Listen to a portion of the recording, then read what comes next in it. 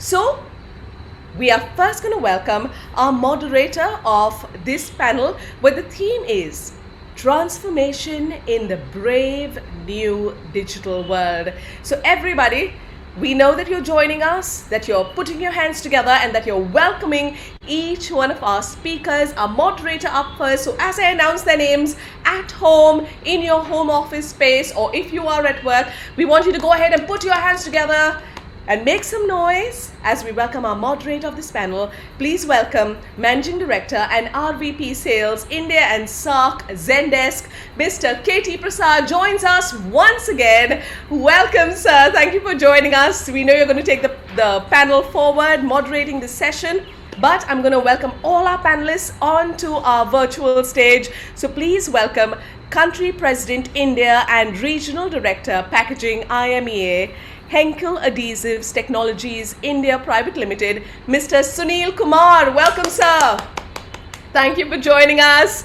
We welcome the COO, Future Generali India Insurance Company Limited, Mr. Sriraj Deshpande. A huge round of applause. Say a big hello. Welcome. Thank you for joining us. We welcome the COO, IIFL Wealth and Asset Management Company, Mr. Anshuman Maheshwari. Welcome. Keep the applause coming, and we have our panelists who are joining us. So everybody on your virtual screen as well, you can see the applause coming in. Please welcome COO, Shriram Asset Management Company Limited, Mr. Rohit Kumar Chavda. Welcome, sir. A huge round of applause. I'm making sure that I have all panelists on screen. Moving on, we welcome Managing Director, Comms Media High Tech Practice, Accenture, Mr. Mihir Nanal. A loud round of applause as he welcomes us and says a big hello. COO, India First India Insurance Company Limited, Mr. Atri Chakraborty. Welcome, sir. And finally, joining our group and our panelists, we've got the Group CEO, Kaya Limited, Mr. Rajiv Nair. A loud round of applause as he joins us.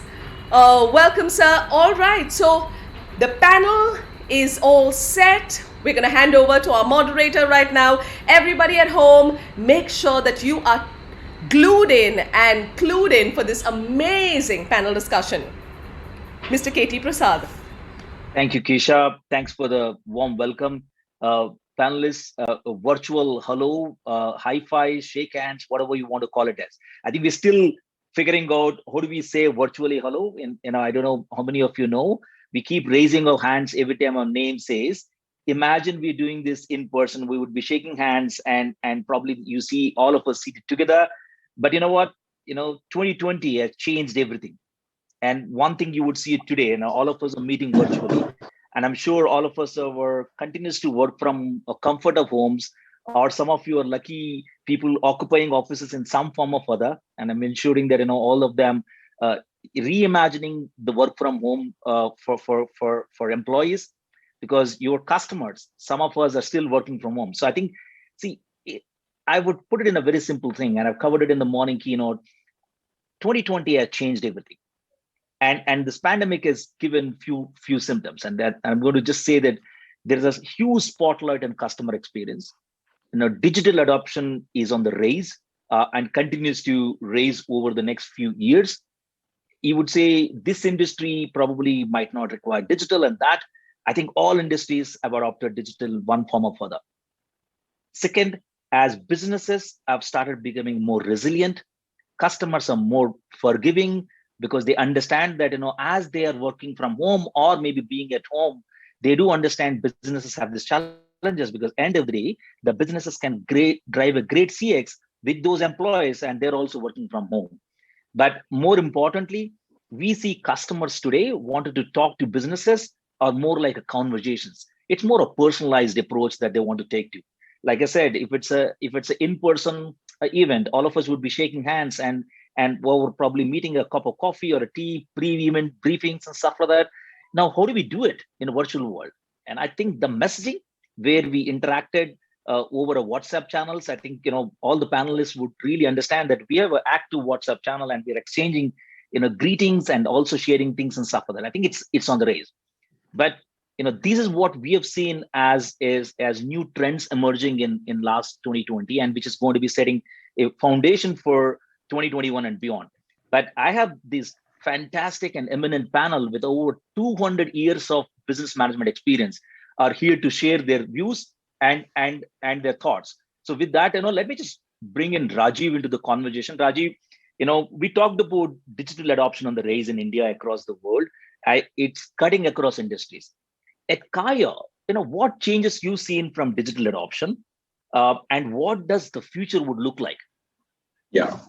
Katie, can you hear me well? Because I've been experiencing. We can hear you well. Okay, wonderful. So I think, as in retail globally, there is always this question mark now that from a physical world, businesses over the last 10 years have become online, offline, or unified omni-commerce kind of systems.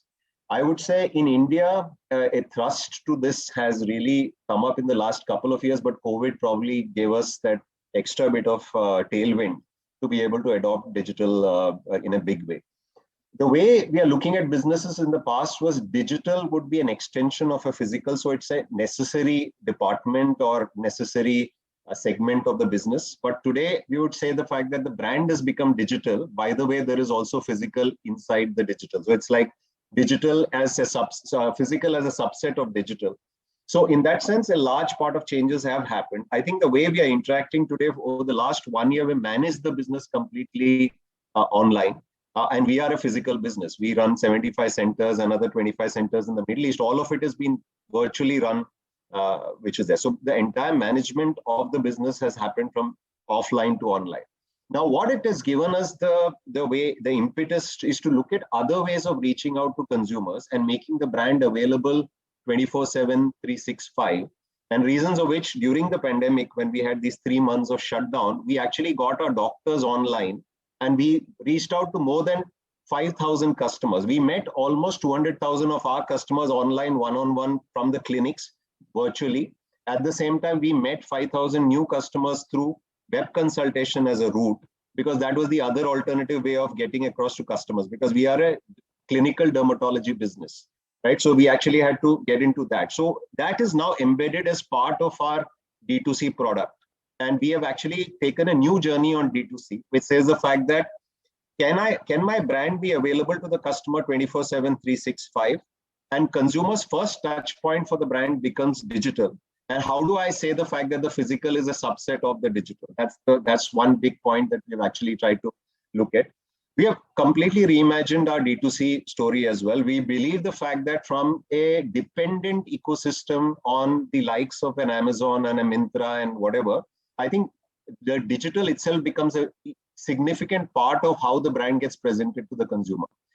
So that's something that we are trying to do. We are also bringing in a lot of AI intervention into the business. So for example, if I'm not physically meeting the brand and I'm not meeting a doctor, could I actually assess my skin on a Kaya D2C website? And through artificial intelligence, I can, and through facial recognition technology, I can actually assess my skin. But the data points for that is purely medical, because hundreds of doctors have given their inputs into creating the AI engine, right? That's something which happens. So customer can do a DIY analysis of their skin and they can get recommendation of services and products. Similarly, in the clinics, as we open the clinics over the last 6 months, we are also setting up a digital assistant for the doctor. So instead of having conversational activity between a doctor and a client or a patient, now it becomes digital, because the doctor is showing a visual image of the customer with annotations on the face, is able to explain what are the flaws or issues that the customer has. And automatically there is a recommendation engine which is telling the doctor as well, saying that these are the kind of services that the customer can actually take. So that's one thing which is there. The way of communication has also changed with consumers. For example, for our CRM, in the past, emails and SMSs would go in thousands, and I'm sure hundreds of brands would be reaching out to the customer. Now through WhatsApp for Business, we've been able to automate that. We are in the process of setting up bots for it to ensure the fact that a lot of this communication can be done automated. So that's something that we're also looking at. So I think the way of doing business is changing. Way of business is becoming digital, and the brand in itself is trying to find all ways to reach out to the customer through the digital mode. So that's, I think, the summary of what I'd like to put across. Thank you, Rajiv. I've heard artificial intelligence, machine learning. Some of this technology, adoption in a segment and market segment that you operate. I'm sure it is something that we used to consider before pandemic. It's probably applicable for e-commerce business and probably retail business or probably a digital native businesses.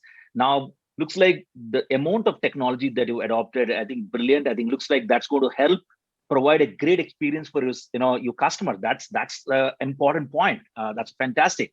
Thank you, Raji. Actually, I want to bring you into this conversation. Often life insurance, it's a longevity product. It's not something that you buy off the shelf. It's a risk coverage, and that means every risk that you're covering is personalized. It got to be very bespoke products that you sell into the market and offer in the market. Now, driving personalized experience is absolutely critical to drive a great CX. Now, how do you see life insurance industry evolved in the new digital world? Can you share some thoughts? Yeah, I think the personalization is clearly a way forward. As you mentioned, personalization. So we've looked at personalized products. We've looked at personalized services. Personalized customer communication, the content of what we communicate to customers, that is getting personalized. But overall, if you look at the industry per se, I think that there is a significant digital transformation which it is going through. Insurance has always been paper driven. We always thought about face-to-face interactions.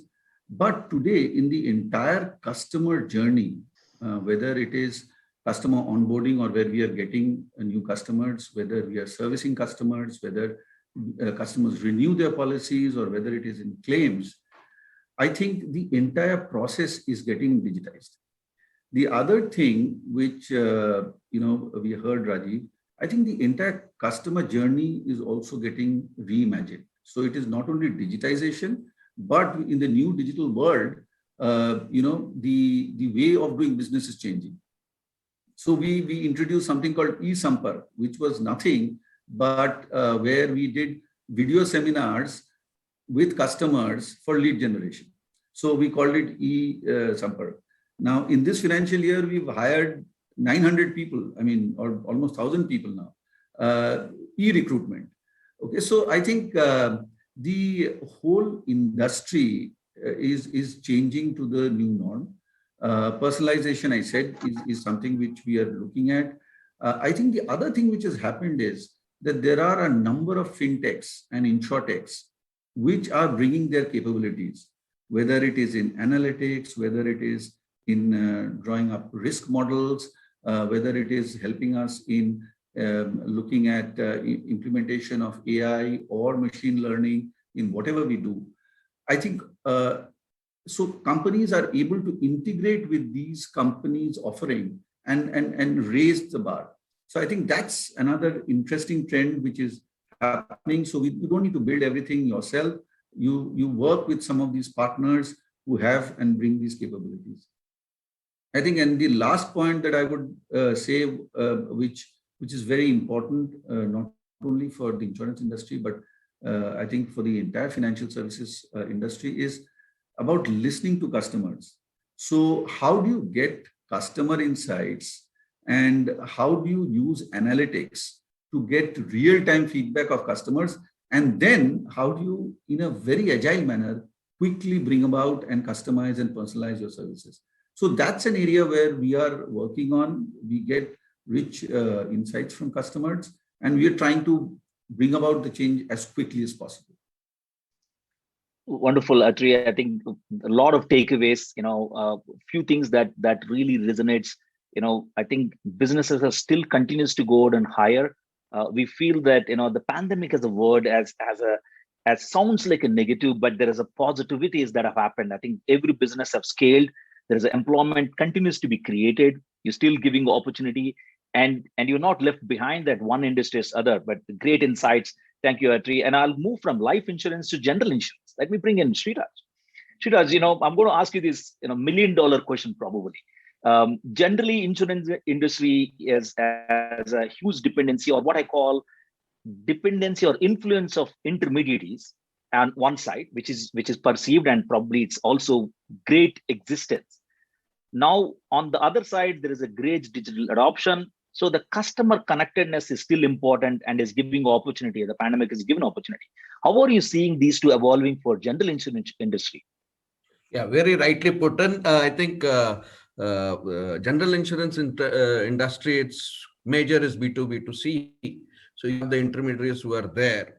Now, and thanks to the pandemic, actually adaptation increased during this pandemic. You had intermediaries who were reluctant to use any digital. Suddenly had no other ways to reach offices to deposit premium. Many had their bread and butter through this earning, so they are using. So I have one specific quote here from MIT. It says digital transformation is a misnomer. It's not about digital or transformation, it is about adaptation. So actually a key misconception is that it's sometimes that companies choose to do with technology or primarily about the implementation and use of technology. It isn't. Instead, digital transformation is about how technology changes the condition under which business is done.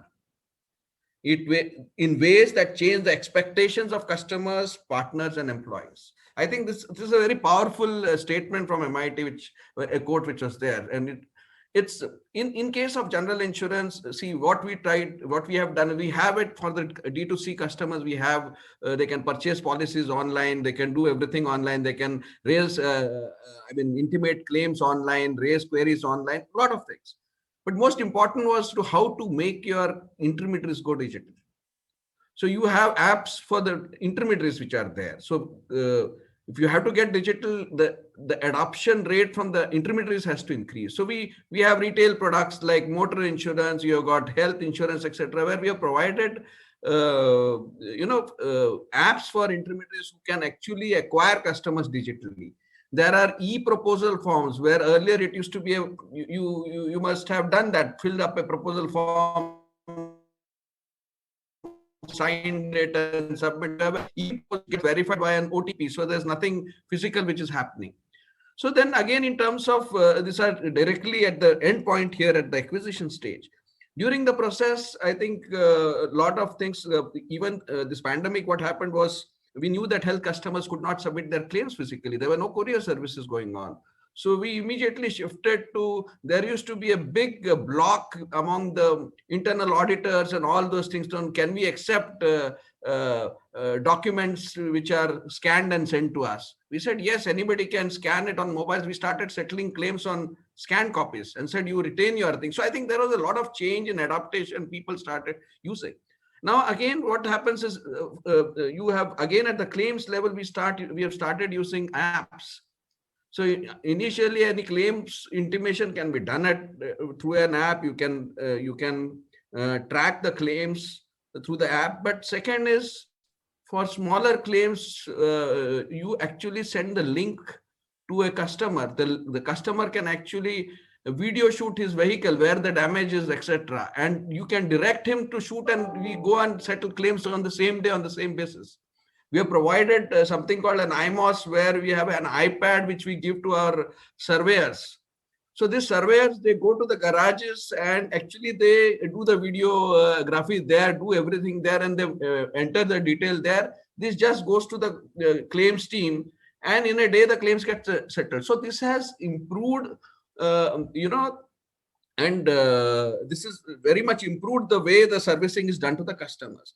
Now, one of the most common things which we look at is how to increase the contactability. Now, in case of the general insurance industry world over, contactability of a client has always been a challenge, because the insurer, who owns the customer? The insurance company says, I own the customer. The agent says, intermediary says, I own the customer. So that's a big debate which keeps on going on. So how do you actually go around to keep the customer satisfied and also the intermediary satisfied?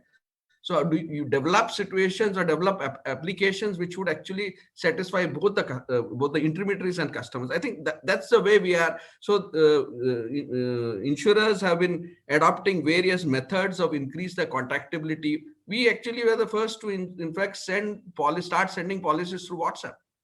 It used to be a big policy document which is couriered, and you had so we started sending it even before the pandemic. We were sending it through WhatsApp, but we had to send another physical copy. But during the pandemic, the regulator allowed, okay, you can do it only with e-policies. So there's no need of. So I think these are things which are there. It makes it very easy. You have apps.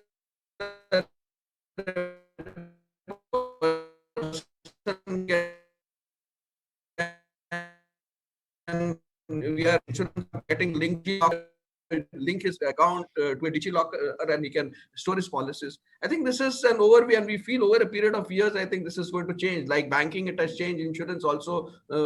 I don't think you require to go to an insurance company office over a period of time. Absolutely, Shiraz. I think you're driving the customer convenience, and customer convenience, will drive the experience that the customers need.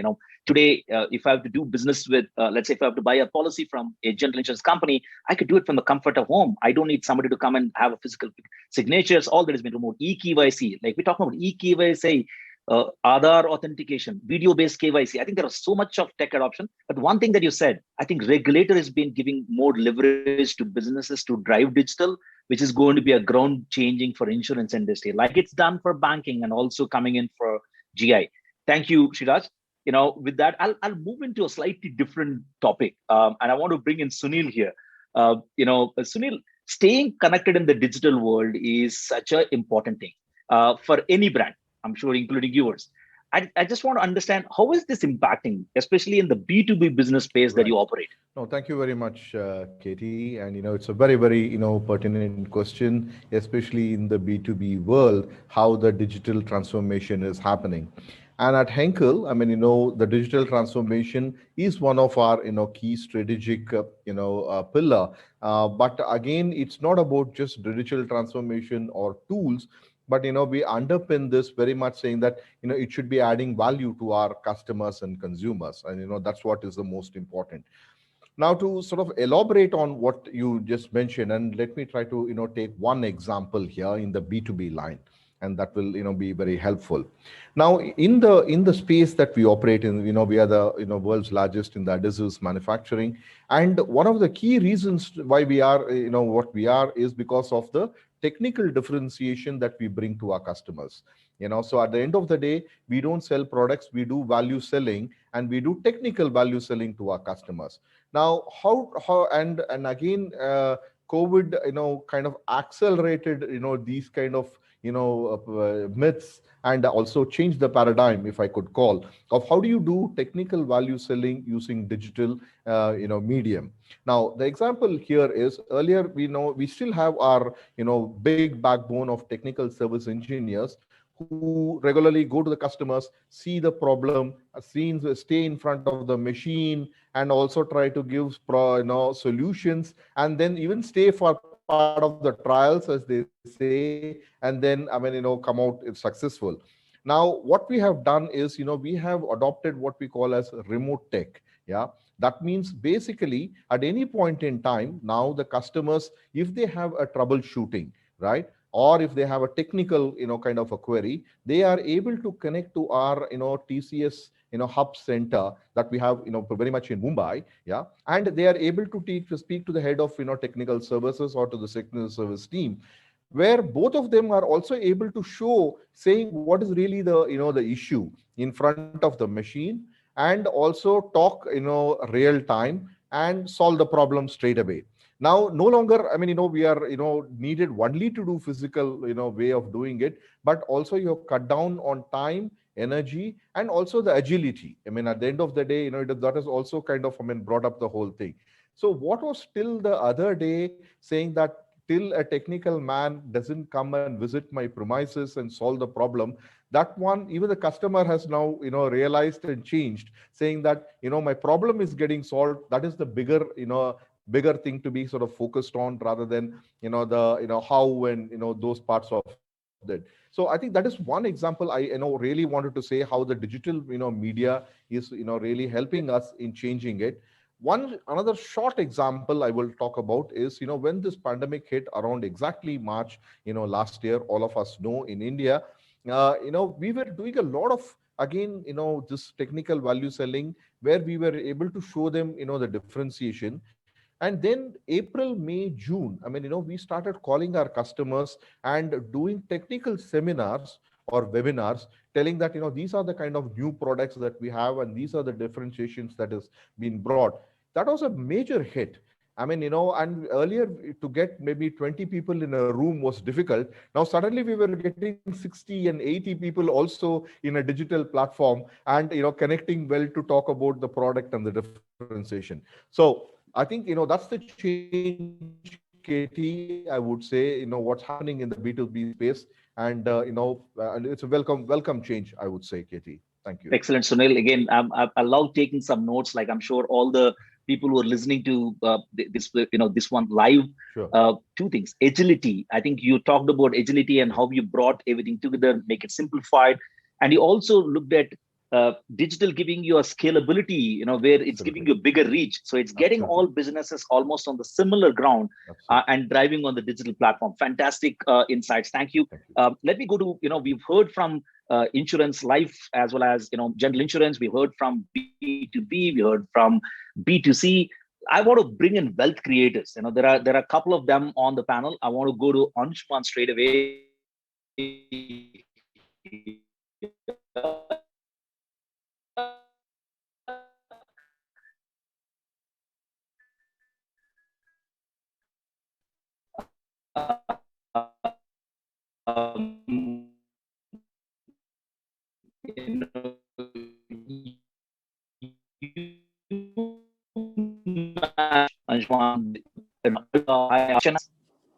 Yeah, so Katie, thanks, and thank you everyone for having me on this eminent panel. I think it's very interesting, Katie, what's happened in the last year with ultra high net worth individuals, right? I think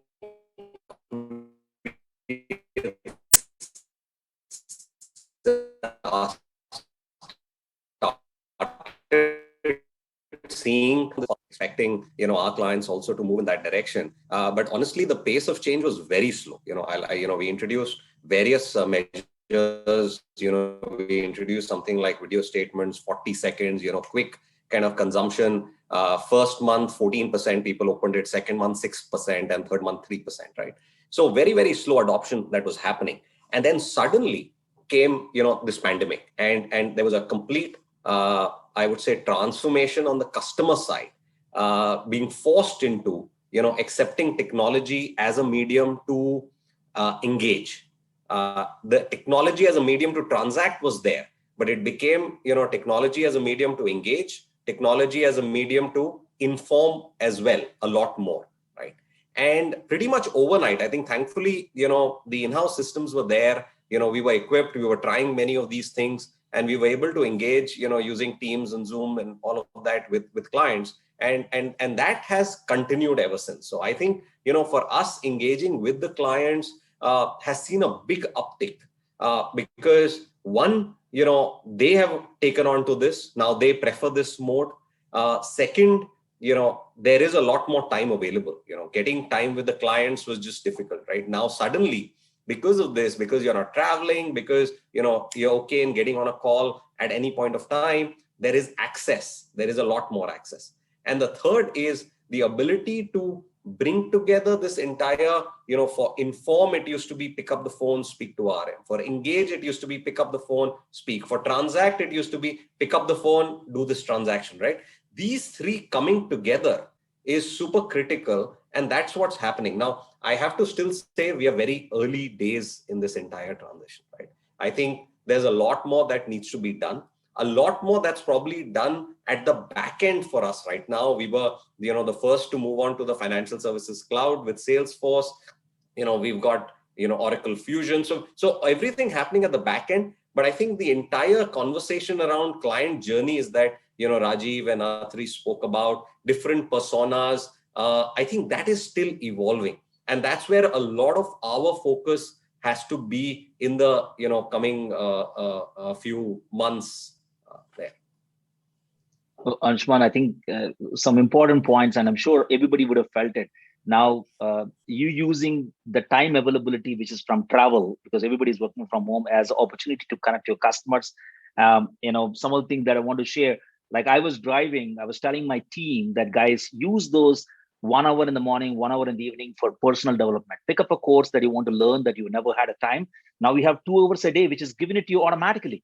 Do something which would excite you and build your career and stuff like that. So looks like everybody is been thinking very similarly. You're trying to catch hold of your HNIs during the period. I think they're comfortable, like all of us are comfortable opening up a video call and talking to each other. I think we become more, I would say, inclusive, if you want to call it as. We are comfortable to switch on a camera. Maybe like Sriraj is, I see that his office setup, but I see Meher is at home. I'm at home, and I'm trying to hide all my busy backgrounds with a nice virtual background. I'm sure we all figured out using technology, but thank you for sharing that insights. Now I'll go from one to another wealth creator, and I want to bring in Rohit into the conversation. Rohit, we know that a pandemic has impacted all industries one way or other. How has it impacted wealth management industry overall? And second, I wanted to understand from you, what are you doing to embrace digital? We heard some from Anshuman, but we're keen to understand from you too. Rohit, you're on mute. Thank you, Katie, for having me on this eminent panel. By and large, most of the developments which has taken place is being covered by other panelists. I would like to start with a market crash, which happened along with the pandemic, which created a confusion among our investors. They were not sure what's going to happen. And the confusion was for all the stakeholders. Our employees were worried, our investors were worried. We were not able to reach out. Lockdown was completely there. So what we did was, first we trained our employee on the digitization. It took us almost a month to familiarize our employees to become digital.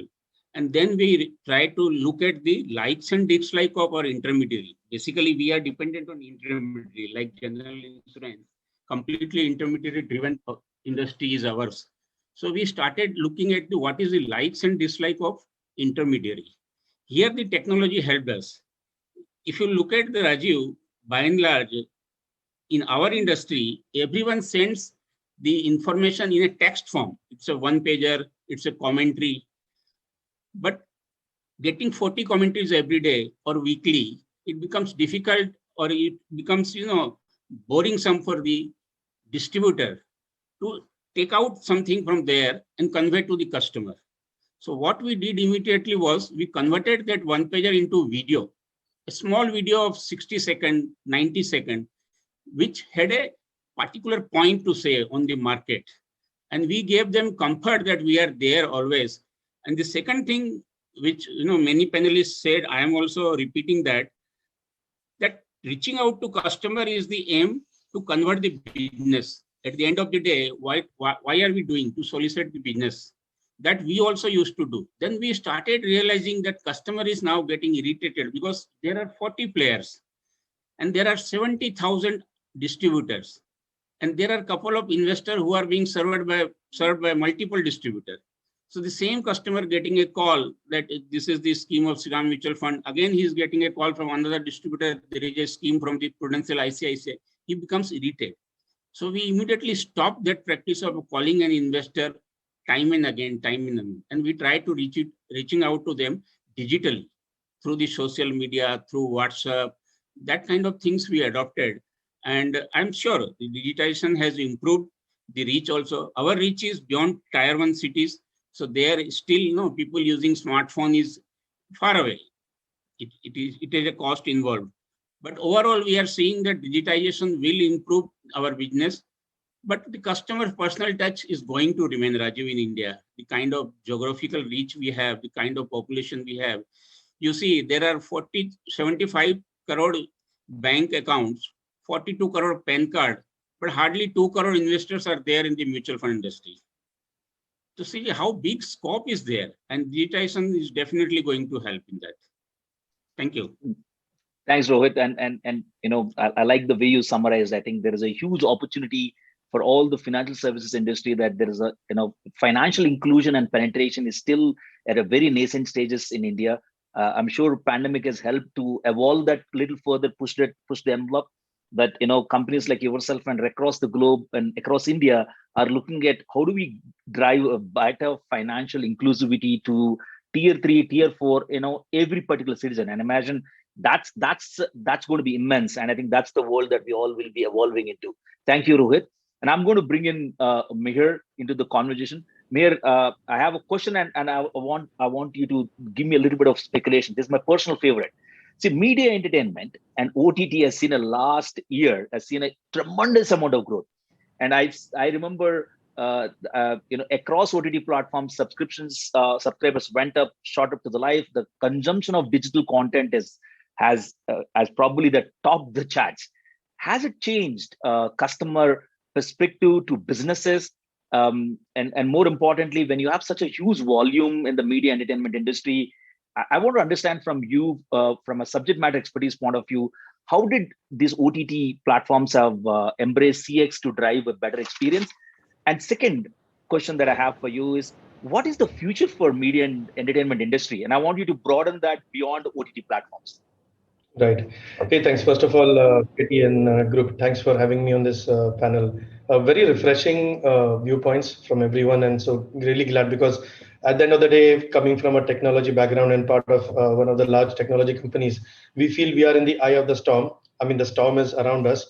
And whatever change we can help all the clients in every vertical to drive, that's been our motto.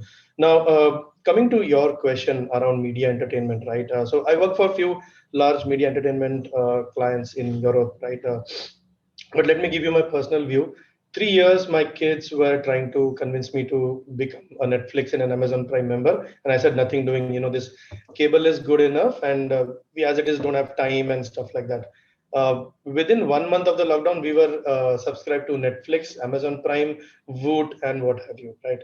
I think even I was tempted to go to YouTube Prime, but then I kind of contained myself. So that there in itself, I think, tells you the story, because what's happened is all of us intrinsically want to socialize, want to see people, want to meet people, want to tell stories and listen stories. And that's not happening now. That's not happening now. Who is getting advantage of it? The Netflix of the world, right? Only in 2 months, Netflix went from where they were to 10 million additional customers only in India. That tells you the story. And 10 million is like, population of some countries, right? And also many of these million are subscribers. So for example, I can also add 4 more in my family, right? So it's a fantastic growth they are seeing. The OTTs have been the first to actually adopt and innovate and go on to the digital channel. What is helping them now is the way that the OTT is being streamed at home. Because earlier, like few years back, people were either watching movies on laptops or on phones. And today what has happened is the whole device confluence and the convergence has come up, and things like Fire Stick, things like the Airtel Xstream devices are helping you to actually not look at a 4-inch screen or a 6-inch screen, but actually whatever the 40-50-inch screen that you have at home, and they are taking tremendous advantage of it. So one is they are being really innovative. So for example, if there was no Fire Stick, that was the biggest innovation that Amazon could do, and it is said that the Fire Stick or the discovery or innovation of Fire Stick took Amazon Prime adoption by more than 8x across the world. 8x. So that's the way they are doing. What we are doing as a company, we are trying to look at trends, what is happening. So right now the main buying pattern that we see is mostly for singleton events. So earlier you would subscribe to a Star World or a Star Sports and see whatever you can see. Now people are willing to spend a little bit more, not on a monthly subscription, but to just watch that particular boxing match or that particular 2020 and on. So the focus from a generic spectrum and distribution of content has now gone to very customized content. When I log in, so one thing, and I heard this, in different flavors, like hyper personalization, right? So when I log into Netflix, I am bound to see things which I normally love to watch. So gangster movies, political documentaries, things which are, like unknown kind of documentaries, about the unknown. So I see those. When my son logs in, I think he sees a completely different flavor. He doesn't allow me to log in, to his ID, but I am sure that he sees a complete different flavor. So we are driving a lot of hyper personalization. With that comes in the smart home. So we have piloted a couple of smart homes wherein it's amazing. So you enter the home and there are devices all powered by IoT, right?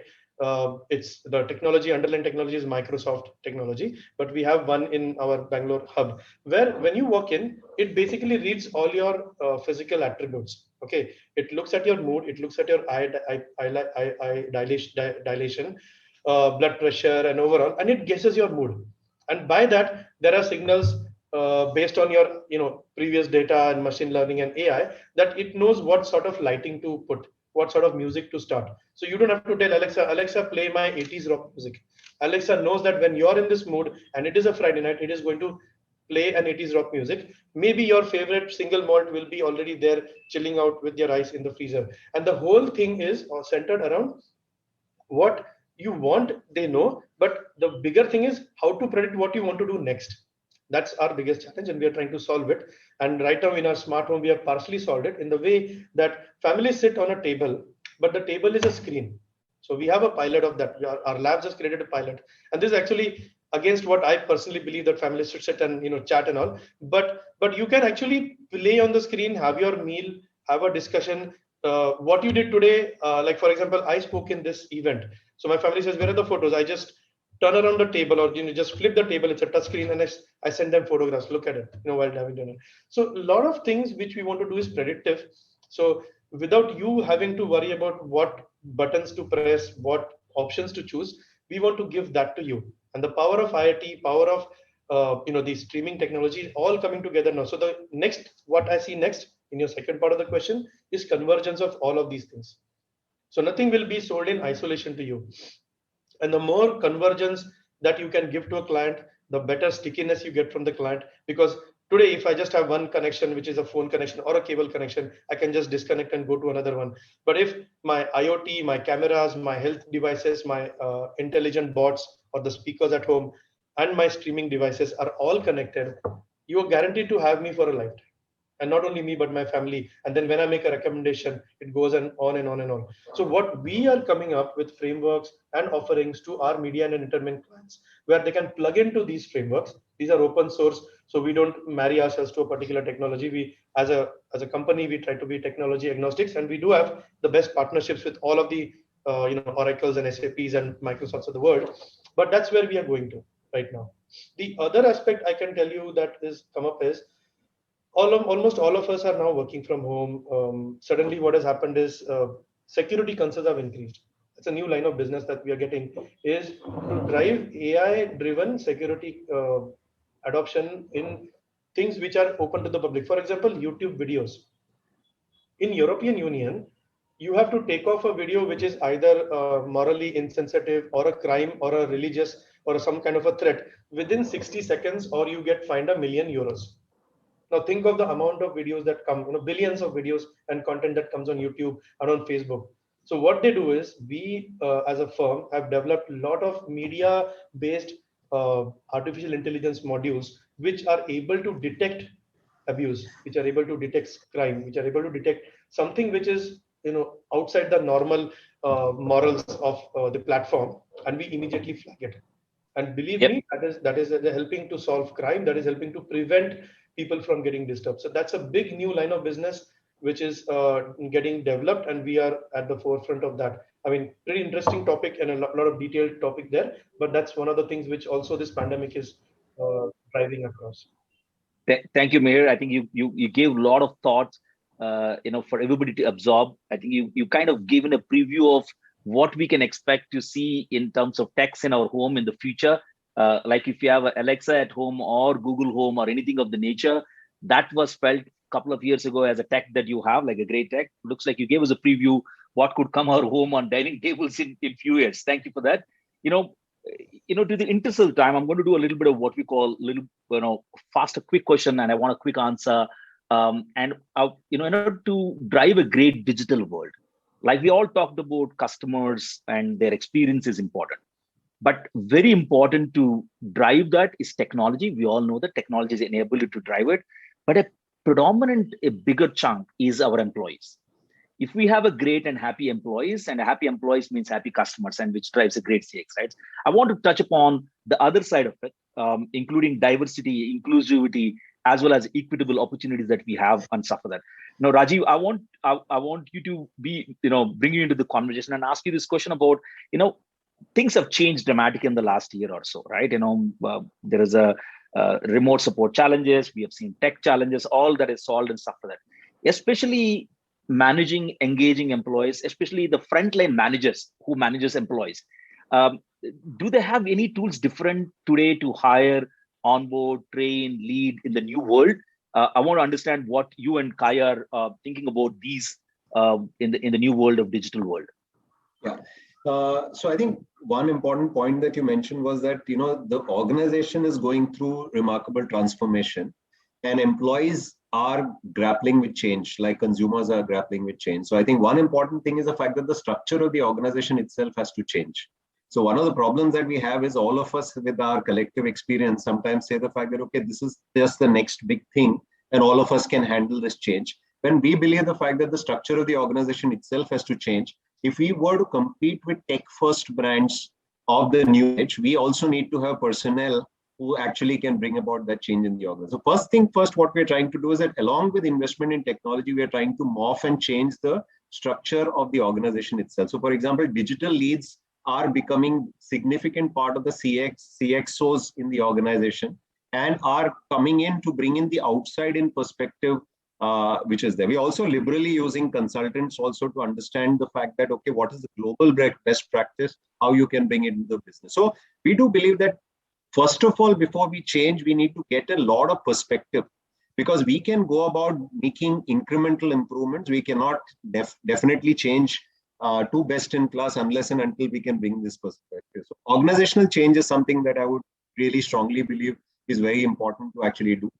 Which also means the fact that the average age of employees who are actually employing this technology at a CXO level will also probably fall. For example, your marketing head of tomorrow would be a early 30s guy, or maybe a technology guy would be maybe maybe late 20s or early 30s would actually bring in. One thing I've learned also from these technology first companies, having interacted with quite a few of them in the last 6 months, is the fact that they tend to, for whatever good reason, in-house a lot of this technology creation, at the same time the customer growth and customer experience journey, and not necessarily outsource everything to third parties, which is normally the model that physical world companies do, right? So whatever I don't understand, I'll outsource. Wherein maybe you'll have to bring in some of these technology teams into your business. The content teams, for example, typically what is always outsourced to an advertising agency probably needs to be brought in-house. So our biggest first step is to bring in the right set of skills into the organization. Okay, first bring them in and then change perspective across the organization, which is there. Second is the fact that we realized one thing is that we work with a lot of distributed physical retail outlets where people are working pan-India, and we need to connect and we need to engage. So one of the simple rudimentary tool is this video method of conversing with people. We started way early during the pandemic, and we started doing daily connects of the managers with the team members through video, not just for telling them that things are going to improve in the next 2-3 months after the pandemic, so just to keep their motivation going, but also doing workshops with them for things which are not connected. For example, mental health workshops for people. Okay, because the stress levels of people are very high, because with the way news was flooding, we could almost only hear about rationalizations in organization, cuts of salaries, various other things were pretty negative. We had to give a positive spin, and we had to also give a long-term story for employees, saying the fact that what will happen in the next 3 months, 6 months, 1 year, and how the organization will take care of the employees in case something like this actually happens and things really worsen over the next 6 months to 1 year, 1 year's time. Yeah. So I think a lot of communication actually happened. I do not think we have really invested heavily on new recruitment tools at this moment in time. I don't think we have, but obviously all recruitments today are happening online. So the ability to meet people anywhere in the country today is very simple, because in the past, I would insist on a very senior level person flying down from Delhi to Bombay to have a physical interaction. Today, I don't really care whether it's a Saturday morning or a Sunday afternoon. Doesn't really matter. I think we're doing a lot of conversation. In fact, I would say every organization is doing it. Our own interactions outside, like for example, the number of panels we attended in the first 3 months of pandemic is unbelievable. Being part of a retail community, I would say we were almost connected on a daily basis, one webinar to another, actually try to figure out how things are. So I think collaboration also became a very important part of it. So which means we didn't learn from ourselves, but we also learned from the industry quite a bit in terms of, and we kind of helped each other out. I think competition became partner during this particular period, which actually happened. So while I'm kind of telling you a lot of things here, I'm just trying to say the fact that I think the change is being universal across organization. Our technology has definitely helped. Are we at the cutting edge of it in terms of areas like recruitment? Not really. But are we engaging a lot with employees through digital? Absolutely a lot, which is there. And are we just engaging in traditional ways? I mean, a yoga class for all the employees across the country during the time when they are free, I think is something that we have been kind of adding into it, because we know stress levels are pretty high. People are really, really feeling a little this thing, because sitting at home for too long also is not a very good thing to do. So I think that's something that we have done. So used a lot of technology for engaging with employees, recruitment through online, definitely, yes. So I think that's broadly. Brilliant. And I'm getting things that, we are probably by the time, but I'm going to do what we call a pointed question, like I said. Diversity, equity, inclusivity is so important to really drive a new world.